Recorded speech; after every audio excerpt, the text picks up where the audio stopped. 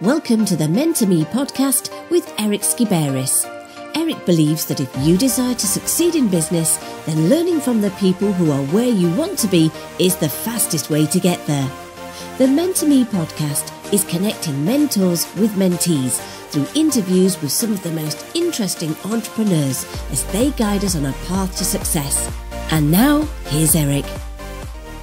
I am so excited today. We have an amazing guest, amazing entrepreneur on the show. So Louis Spagnuolo. Louis, are you ready to do some mentoring? Yes, I am. Awesome. So Louis David Spagnuolo currently serves as the chairman of Illuminati Trust LLC, a diversified monetization company with holdings spread across 37 industry verticals with an emphasis on insurance, private aviation, finance, and technology. Throughout his career, Louis has collaborated with industry titans, professional athletes, entertainers, national business leaders, heads of state, and what he calls countless genuinely fantastic people, while sharing in the financial dreams of all his clients to the tune of more than $884 million in deal participations. Louis has been recognized in more than 278 major media publications, including Forbes and Fox Business News. So Louis, when did you realize you wanted to be an entrepreneur, and what was your first business attempt? Well, early on, I realized that being an entrepreneur had a tremendous amount of benefits. And I would say my first real success, so to speak, was in high school, where I started a very small mail order company. Back then, we didn't have the internet. A lot of our media was either newspapers or magazines. And what I would do is I would place very small ads in different magazines and different small newspapers. And basically, people would mail in checks, and I would provide them with either information or products or what have you. And I realized that this could be very lucrative. And that was kind of the genesis, so to speak, of getting into the internet, because the internet wasn't there. But I saw that if you're able to communicate with people through a different medium and be able to offer them something that they would find value in, eventually you could develop a business around that. And that was really how I first started.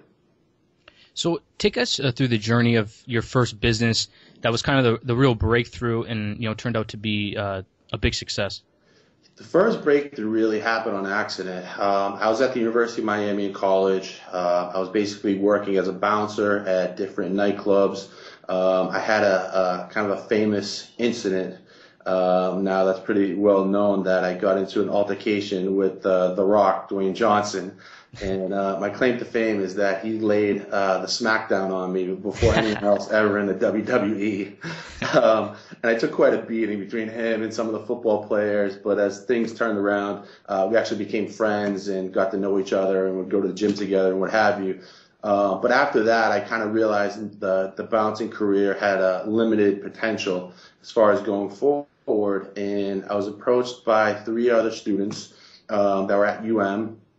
And they said, listen, we have this idea for business, South America. I was the only American. And they said, we really need someone to be the face of this product and the face of this company. All of our English isn't that good, but we have a lot of contacts in South America, and our families there, do very well, and we think you could really help.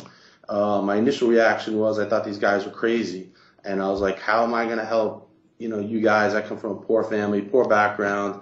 I don't have any experience in the vertical we were going in, which was construction equipment originally, and then it evolved into cellular phone accessories, because at the time cellular phones were exploding. This was back in the early 90s.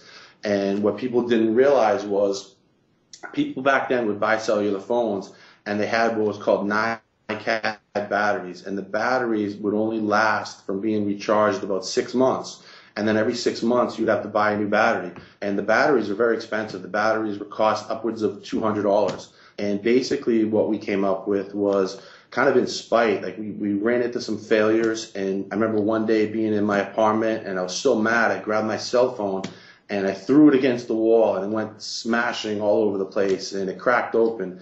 And when I went to pick up the pieces, I saw that there was a battery cover that basically come dislodged. And inside the battery cover, there was just 4 AAA rechargeable batteries. And I was in shock, because I thought cellular phones had some secret, liquid or special transfused energy source or something to that effect. Yeah. In reality, all it was 4 AAA NiCad batteries. So when we saw that, I said, okay, there has to be a better solution here. There's no way this could cost $200 to replicate. So what we did was we bought about 4 or 5 different phones that were popular at the time. We extracted their batteries and we shipped them over to China. And again, at this time, there was no internet. Everything was done through either mail or phone or facsimile. And we found a manufacturer that felt that they could replicate those batteries. And to make a long story short, we started a company called Level One. And basically what we did was we offered generic batteries for brand name phones. So, for example, back then the Motorola phone was very popular. The batteries were $200 for replacement, and we would sell our batteries for $89.95 in South America. And the cost of the batteries to us were so ridiculous. I think the most expensive one was like $4.30. So our margins were incredible. And basically what we did was we leveraged my partner's family relationships in Venezuela, Colombia, Peru, Ecuador, Brazil, Argentina, to basically sell these batteries as an alternative. These cell phones were really just hitting the market there, and people didn't have the means that they did in the U.S., and there was a huge opportunity to capture that because people, instead of paying $200, they could get the same battery for less than half the price, and that's when things really took off for us. Awesome. I'm actually I'm a huge wrestling fan, so I didn't know that about you with The Rock. Yeah, we went to college together, and it was funny because I really got beat up pretty bad. And then the next day, I was walking to class, and I saw him and 2 other guys walking towards me. Yeah. So I dropped my gym bag, and I was like, "Oh, here we go again." And they said, "No, we just want to talk to you." And basically, what happened was they were afraid that I was going to go to Coach Erickson at the time and basically rat them all out, and they were afraid that they weren't going to be able to play in the bowl game. And I was like, no, listen, I'm not going to do that. It's water under the bridge. These things happen. Sometimes people get drunk and they do stupid things. And they appreciated it. And then we kind of became friends, and we'd see each other at the gym, and, we'd work out and talk and what have you. And then even when he graduated, we would talk a lot because he actually used to be a personal trainer, believe it or not, at Bally's Fitness before he got into the WWE. So it's kind of a really interesting dynamic that both of us met. And then he still lives out here, actually in South Florida. I'm from South Florida. He lives in Davie, Florida. So it's kind of neat how everything's become, full circle. Yeah, that is amazing. I've been a huge fan of The Rock since I was a kid. I still watch wrestling, and he still comes on now and then. So it's still great. He does. Yeah, no, I tell you, he loves wrestling. His dad, he would always talk about it, was Rocky Johnson. Yeah. So he has a background, and then his grandfather was Peter Maivia, who was a champion as well. So he has wrestling in his blood. He's always loved wrestling. He's always come back to it, and just really a tremendous guy that I'm proud of. That I went to school with, and we were both young kids trying to be successful and trying to succeed, and we kind of took different roads, but we've been fortunate to accomplish a lot. Yeah. So for those of us in the Mentor Me community, Louis is a real next level entrepreneur, being a part of insurance, aviation, finance, and technology companies. I also read that you were brand ambassador for Rolls-Royce and member of Tiger 21. Correct. So can you kind of tell us how all this came together? I mean, these things are like amazing, the stuff that you've accomplished. So how did everything come together? The truth is, a lot of times when I talk about this to people, I tell them I really can't take credit for any of it. A lot of these things have just kind of come to me, and I kind of credit it to the law of attraction, so to speak, where I just put good energy out in the universe, and then whether you want to call it miracles or good fortune or what have you, kind of just come to me. And really every case that you mentioned, that's what really happened. They were all done by accident. The Rolls-Royce thing happened by accident. I was out in Pebble Beach. I got to be close with the CEO of Rolls-Royce, and kind of one thing led to another. We were just at dinner drinking wine and talking. And, he asked if I'd be interested in being a brand ambassador. And at first I was really nervous about it. And then I said, hey, what do I got to lose? And before you know it, I think last year we sold 8 vehicles to VIPs through a program that we set up. And then this year, hopefully we're on pace to sell another 10, which would be fantastic. Regarding Tiger 21, I was actually contacted online about it. And I met the gentleman who's in charge of facilitating new members at the Ritz-Carlton. and he pitched the whole idea to me. And originally I said no, and I turned him down. And I felt that, I really wasn't ready for it. Most of the guys in the group are in their 60s, much older than me. I'm 40. And I just felt that, maybe it was too early, but they really, recruited me, so to speak. And then one time we went down to Zuma, and I met a lot of the other members, and they really wanted me to be a part of it. And I said, all right, I'll give it a shot. I'll take a chance. And I went forward, and it was kind of a funny story. They do an extensive background check on you, and they go back really to when you were born, believe it or not. And when I was sitting down going through the background check, they were bringing up speeding tickets that I got when I was in college, when I was 18 years old, somewhere in Virginia, and I didn't even remember them. And they said, okay, we'll give you a pass on that. And they said, but we have one other issue that we have to go over. So I said, fine. And they said back in 1980, which I think I was maybe 8 years old or something, or 7 years old, they said you were convicted of Medicaid fraud. Could you explain that for us? And I started laughing because I thought at first they were joking. And then when I looked at their faces and they were dead serious, I was like, wow, this is a serious thing. And I said, listen, guys, I was 8 years old. I didn't even have a job. I don't know how I could possibly, commit Medicaid fraud. And they said, well, you're going to have to show us some evidence to that. So believe it or not, I actually had to call one of the largest law firms in Boston, Massachusetts, called K.L. Gates. And I found a gentleman who was willing to write me a letter of opinion and get me the death certificate of the individual who had my same name, and basically put together a whole white paper saying that, I had nothing to do with this. There wasn't even a way possible for me to do this due to my age and my circumstance. And we put that whole presentation together. We submitted it to Tiger 21, and then finally they signed off on it. So it was really an interesting story of how deep they go into your background, that I actually had to defend that I wasn't guilty of committing that crime at 8, 9 years old, whatever it was.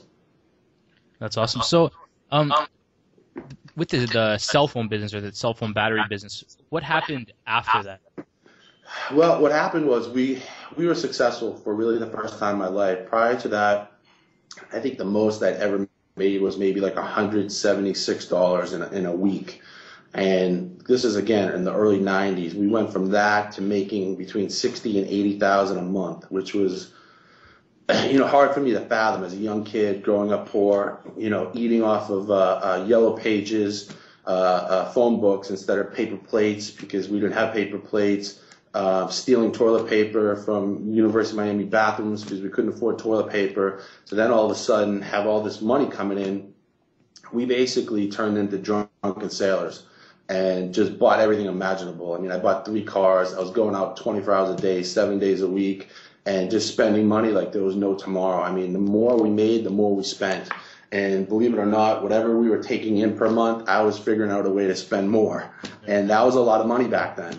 And basically what happened was one day in the afternoon, I got a phone call from our contacts in Venezuela, and they said there was a coup d'etat. And I said, what's a coup d'etat? I'd never heard of such a thing. And he was basically trying to explain it to me, and I said, listen, I don't have time for this. I have plans for dinner. Let's talk about it tomorrow. And then finally, when things cooled down and I talked to him tomorrow, I realized that there was an overtaking of the government. And at the time, I just thought it was a minor thing. I never heard of that even happening in the U.S. Obviously, that's something, not fathomable. But in Venezuela, it actually happened. And what happened was interest rates skyrocketed to 44%. And then the government came in and said, any foreigners that have bank accounts can't take out or withdraw more than $10,000 per month. And that was a massive problem for us. And that basically shut down the whole operation because we couldn't take our money from Venezuela back to the U.S. to purchase more products and goods and pay our bills and what have you. And basically, a long story short, we had to go down there physically, meet with our banker, and basically pay him a bribe, or he wasn't going to give us the money in the account. So it was really an eye-opening experience, and it was the first time that I realized that even if you do everything perfect in life and you have plans for everything and you have contingency plans, there's always the unknown, and there's always things that you can't plan for and can't anticipate that could happen, that could derail your business and derail any venture that you're involved in. So that really taught me a hard lesson, because when we came back to the U.S., I mean, my credit card bills are astronomical, and I had just enough money to really pay for them. And then I was just distraught mentally that we lost all this money, this incredible business just vanished because some guerrilla rebels wanted to take over the government, and it was actually Hugo Chavez that took over and basically started running the country as a dictatorship. Mm. That's a pretty incredible story. Yeah, I know. And you got to remember, we were maybe 20 years old. We never heard of such a thing in the U.S. Like I said, that's something that I would never even fathom to happen. And I was just numb, and there was a 6-month period where I just didn't even want to go out. I didn't want to see people. I was down on myself. I couldn't believe how I allowed this to happen. It was just really a tough lesson to learn. And I've always kept that in the back of my mind, that no matter how successful something's going, no matter how wealthy you are or successful you are or whatever, there's always the unknown, and there's always something that could derail it. So you should be grateful for every moment, every day, everything you have, because you never know how long it's going to last. So what happened after that? How did you get over that situation? And it was devastating, because I didn't know what direction to go in, basically. So it was really hard. And my partners had it a little easier because they came from wealthier families, and they were able to kind of, insulate themselves from the devastation of it. And basically after that, I ended up, believe it or not, leaving Miami. My parents felt I was just out of control down there, and I was going out, and it wasn't a good environment. And they basically forced me to move to Palm Beach, of all places, which has to be the sleepiest, quietest town on the planet, where everyone's in bed at 10 o'clock. And through the grace of God, I guess, I opened up a small restaurant cafe called Cafe Spagnuolo, right in Palm Beach, in the heart of Palm Beach, and got into the restaurant business. Did really well. Enjoyed it for 3-4 years, and then finally it just got to the point where it wasn't fun anymore, because I realized that it wasn't a scalable business. No matter how hard I worked, no matter how great the food was or the service or whatever promotions we had, we could only sit so many people, we could only serve so many meals, and we could only serve so many drinks. So I realized at that point that you don't want to be in a business that's kind of what I call capped. And that was what I call the capped business, because, like I said, we only had so many seats, so many chairs. We were limited to how much money we could make. So I ended up selling that restaurant, and then took some time off, tried to play golf, which was unsuccessful. I realized that might have been a little too big for the golf game. And then I got a phone call from a real estate broker, and they said, listen, downtown West Palm Beach is exploding. There's a street called Clematis. The people there are incredible. You should meet this guy. He just sold out a huge company in New York, and he's doing a restaurant. He really needs some help on the operational side. So I said, listen, I'm not really interested in doing a restaurant again, but, if I can help the guy out, I'm always willing to help. I'm a big believer in helping other people. I think when you give, you receive. And I'm a big believer of that. I ended up meeting the guy, helping him out, and then he told me he had to go to Europe for a couple weeks, and he asked if I could watch the restaurant. One thing led to another. By the time he came back, we were partners. And we did that for a couple years and had a great run. And then there was word that there was a huge shopping development going to be built just north of Clematis, and I felt that was a good time to sell. Let's sell at the peak. Because I learned that, life is really about buying and selling, and you always want to buy low and kind of sell high. And it's human nature when things are going great and things are at the top that you want to keep it, because you have an emotional attachment to it. Mm-hmm. And I felt that you had to pull your emotions away for a second and say, hey, what's the right business decision? We're never going to get more money for this business than we would now. So I approached him, and basically he didn't want to sell. So I decided to sell my interest in that to him, which was one of the best decisions I made, because I think about a year later the business went out of business because it couldn't compete with the new development. So it was really an interesting time where I learned a lot of lessons, and a lot of my failures, or I would call them maybe my transitions, have taught me a lot of different things. And one of the things is that nothing's permanent. Really, everything's temporary. So whatever business I have, or business venture, or vertical, or interest, I always have the mind frame that this is something that's temporary, and this is something that should be sold, which has kind of brought me to where I am today, where now, my expertise really is taking companies building them and then selling them, knowing the fact that, these things aren't going to last forever. Yeah. I mean, I got to tell you, I really like your story is amazing to me because I think it's just so important. Like, when you start off as an entrepreneur, you start your first business, it's like you never know where that's going to lead to. And Exactly. yeah. You just don't know. And that's the thing what I tell people. One of the analogies I give people is business is kind of like writing a book.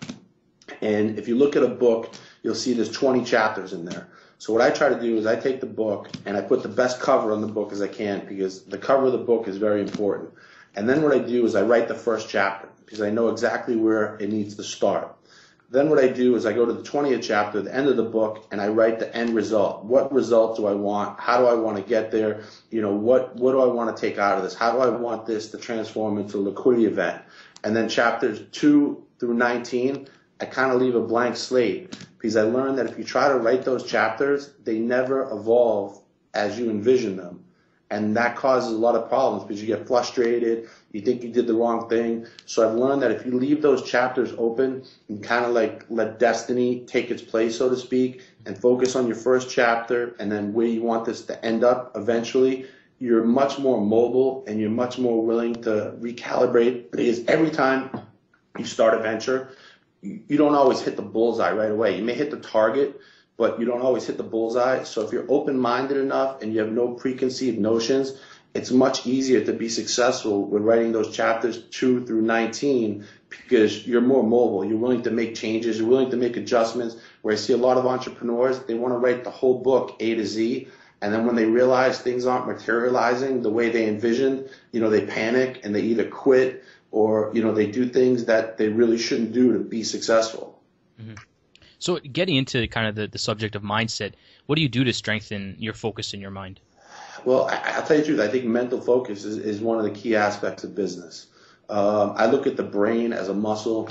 I like to go to the gym and work out and tone my muscles, just really for the sole reason I think it gives you a sense of health and a sense of confidence.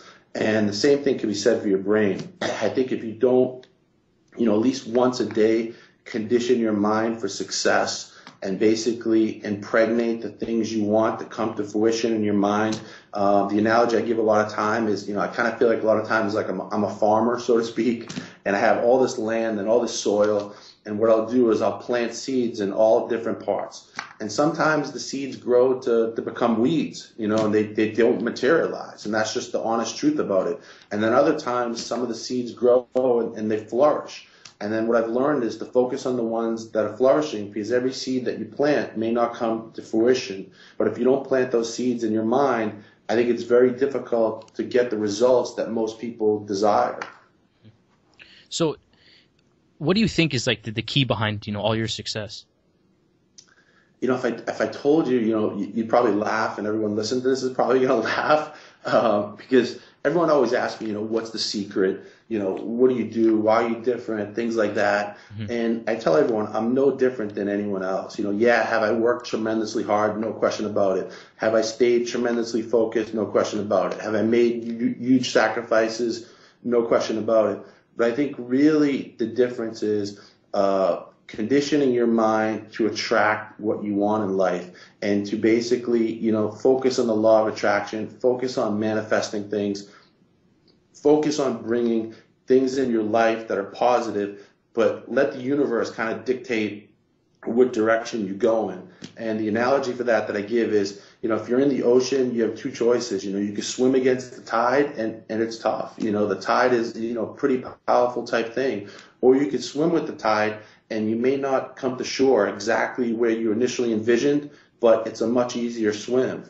And I've tried to focus on that. And like a lot of the businesses and verticals I've gotten into, like I said, I haven't predetermined them or predestined them. I kind of let them come to me, and then I analyze the opportunity.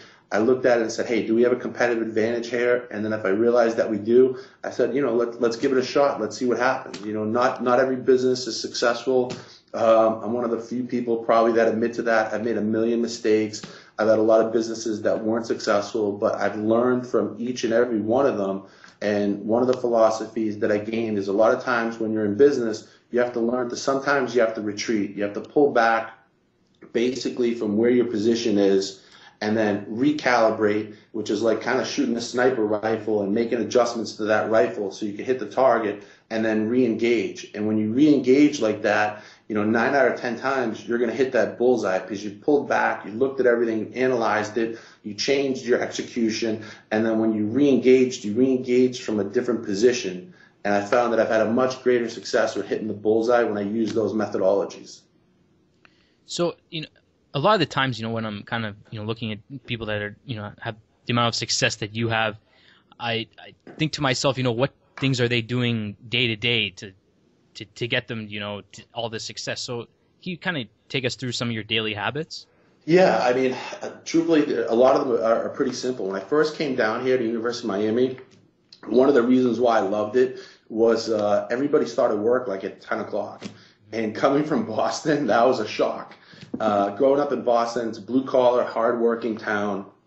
Everybody gets up at 5 in the morning. They're on the road at 6 o'clock, and they're at their desk at 6:37.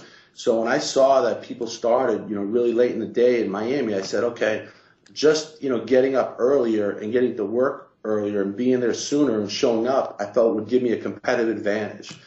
So one of the things I like to do is I like to start the day earlier than everyone else. I like to do my emails early in the morning, get them out of the way, make sure I contact everyone I have to contact during the day.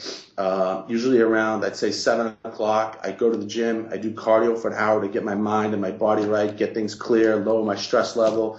And then at 8 o'clock, I'm ready to, get started. And a lot of people aren't in the office at that time, but, I use that to my advantage. What are your thoughts around delegating versus, doing it yourself?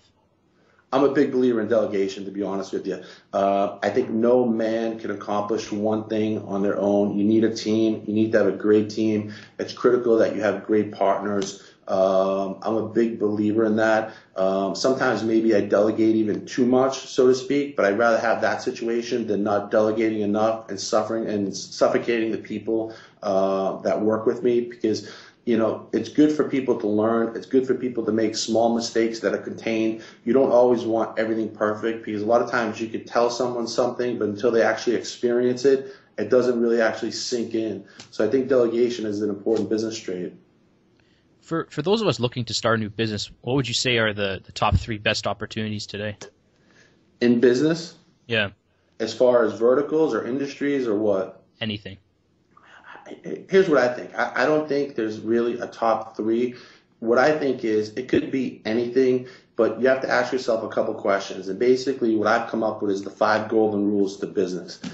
And before we enter any business or investment or any project, I ask myself the first question is, do you have a sustainable competitive advantage in what you're looking to do?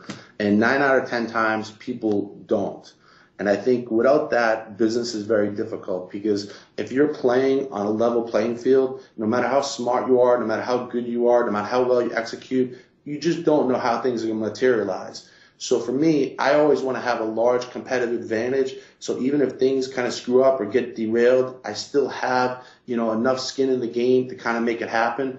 And the analogy that I give is, a lot of guys like to play poker. I basically want to start every hand with 2 aces, so to speak, which doesn't mean I'm going to win every hand that's dealt, but I know going in that I can be very confident that I have an advantage over my competitors, and that if I execute properly, there's a good chance I'm going to succeed. That's very important. Also, I think you shouldn't really get into industries where there's no barriers to entry, because there's always going to be somebody that has more money than you, has more resources, that could come in and basically wipe out all your hard work if you don't have any barriers to at least, stop them initially. You maybe can't stop them forever, but there has to be some impediments for them to get into that business. The next thing is, I've learned from the restaurant businesses, you need to go into businesses that are scalable. You want to be able to make money while you're sleeping. It is critically important. If you're in a business where the whole business depends upon you and working 10 hours a day and you being there and you doing everything, that's not a business, that's a job. And in a business, while you're sleeping or, while you're transacting business in different countries all around the world and they're buying your products or service, that's a real business that has scalability. And they basically, what that leads to is you want a business that has a clear liquidity path. You want to basically be able to build the business and then eventually sell it, because that's when you really get the largest remuneration. I learned through the years that Initially, I thought if you made 50,000 a month, you can be a rich person. Then it was 100,000 a month, and then I got the 2 million a year. And then after I made 2 million a year, I realized the government takes half that money in taxes, so now you're left with 1 million. Then you have living expenses, or 300,000, say, and then you have business expenses associated with that. And at the end of the day, you're left with a couple 100,000. So it would take 10, 20 years to get rich. So then I realized that the only way really to make real money is to build something and scale it and then sell it. And to do that, you need a team of people that are more well-versed than their competitors in that landscape. So whatever industry I go in and I partner with someone, the first question I ask is, I say, is this person, more skilled, more experienced, has more know-how, more determination, and more drive than most of the other people in the industry? And if the answer is yes, then generally I'll go with them. If the answer is, I'm not sure, or maybe, or we could see, then I put the brakes on it, because it's critical to have people that understand that business and that vertical better than their counterparts. So getting into, topic of relationships and how that can affect business, how have you found your relationships have affected your journey as an entrepreneur? My relationships have been critical. Without them, I don't think I've had, maybe 1/100th of the success that I've had. So I think it's very important that you pick your partners wisely. And in the past, I've made mistakes with that. I had to do a lot of learning, a lot of trial and error. I picked the wrong partners, and it didn't turn out the way I expected.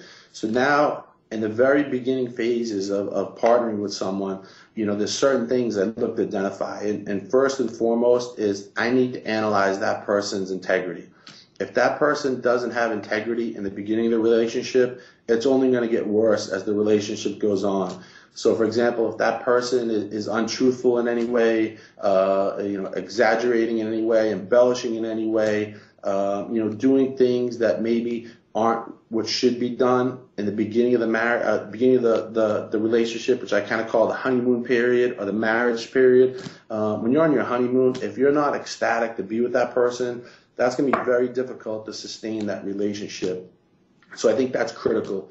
The second thing is I think you have to have a diversification of skill sets. So, for example, if someone has the same skill sets as me, they're probably not going to be a good partner, which is one of the reasons why I tend to partner with people that have a technology background, engineering background, physics background, a background that's different than me, usually type B personality, since I'm a type A personality, obviously. So I think it's good to have a diverse mix where your partner brings a completely different skill set to the table than you do. Because if not, eventually you're going to be infighting as to who should do what and who should be doing this and who should get the attention and so on and so forth. So I think those are really critical elements that you have to look towards when you partner with someone in any venture. So, since the Mentor Me podcast is based around mentorship, who's mentored you and how have they impacted you? It's a great question, and it's something that I've thought about for a long time. And believe it or not, I've never had anyone actually mentor me. And the only mentor I could say I've had is just my failures. And I tell people I probably hold the Guinness Book of World Records for mistakes and failures, just because I've gone through so many and I've had to learn through those.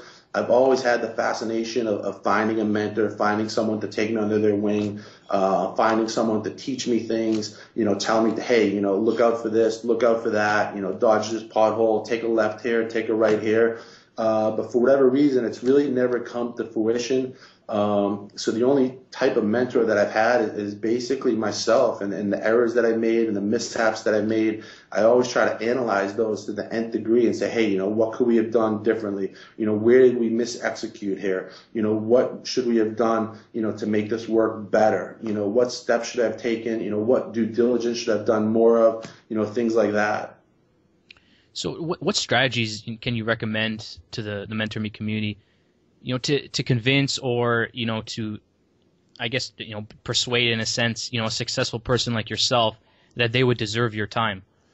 The truth be told, I must get, between 20 and 30 emails a month from people that ask me to mentor them. And the truth is, I would love to be able to do that. I would absolutely love to give back and mentor them in that capacity.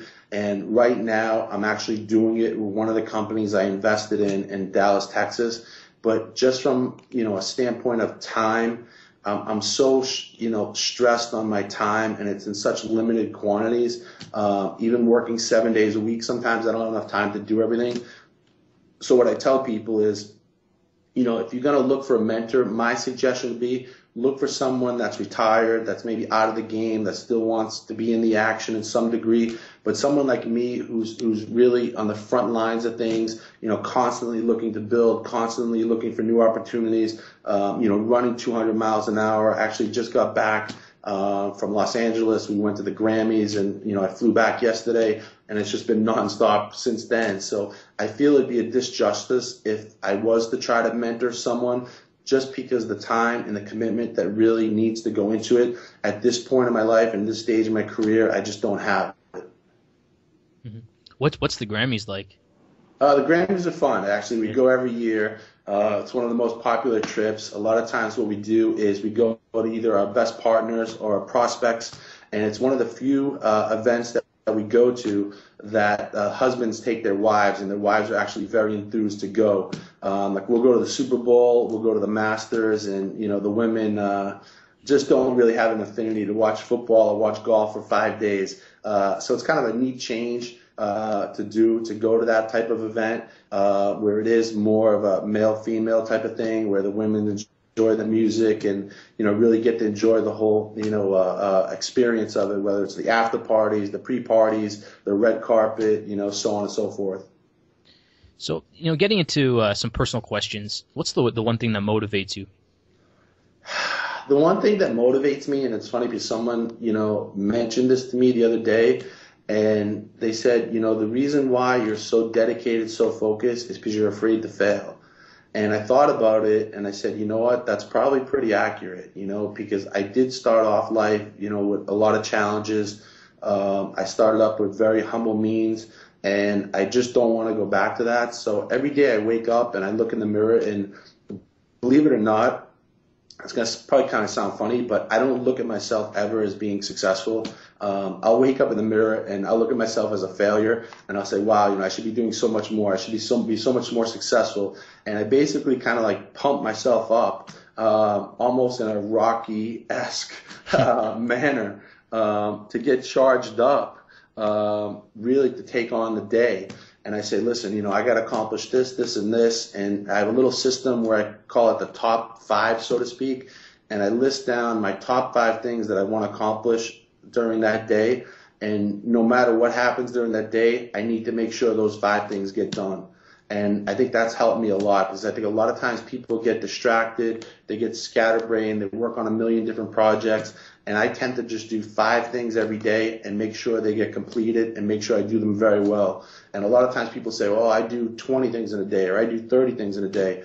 For me, for whatever reason, those 5 things have really helped me and been successful. And I think each day, if you could do that and accomplish a set of things and a set of goals, those little goals eventually create larger goals, which create larger success. What regrets do you have?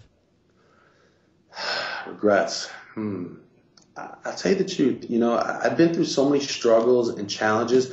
I don't really have any regrets when I'm going through them. Yeah, it would have been great to grow up in a well-to-do family. It would have been great to go to college and have a meal plan so I could have 3 meals a day and not have to scrounge for food and toilet paper and, all these other things that I had to do. But I think those adversities made me the man that I am today. And although it was tough going through them, and a lot of times it was heartbreaking, I don't regret them now, because like I said, they gave me the integrity, the moral fortitude, and really just the strength to take on the adversities that I face now. And I look back and I say, oh, I could get past this. I've been through much worse. I've had much more challenges than this. This is just another hurdle that I have to get over. So I don't really have any, regrets, so to speak. Where does all your confidence come from? I'll tell you the truth, I think confidence is something that 50% you're born with, and then 50% you generate, manifest, and create. And a lot of my confidence just comes from my mental conditioning, every day getting mentally prepared, every day just using the right tools that I've done to develop my mind and to get my mind in the right place where I could attract success and I could, attract the things that I'm looking to accomplish. I think it's really critical. Like I said, I think the mind is no different than any other muscle. And I think if you don't train it consistently and stretch it consistently and basically work it out consistently, I think it's very difficult. And I think you could find yourself in a depressed state, so to speak, or a challenged state, so to speak. Whereas I really try to focus that, and I wake up every day just with supreme confidence. What are your most important goals for your life? Really just peace and happiness, to be honest with you. It's a lot of times people say, how much money do you want to make, or how many cars do you want to buy, or, how many watches could you own? And, I tell people, even though I have, 23 cars, 100 watches, whatever the hell it is, it really doesn't mean anything to me. A lot of them are symbolic. I bought them for different accomplishments. And I felt that success to me is really defined by having inner peace and just happiness and having the people around me happy and being able to, make them happy and make a difference in their life. And then also philanthropy. I do a lot of philanthropy. I used to do a lot of public philanthropy, and then I kind of got disenchanted with that. So now I do what I call shock philanthropy. And I could just give you a simple example.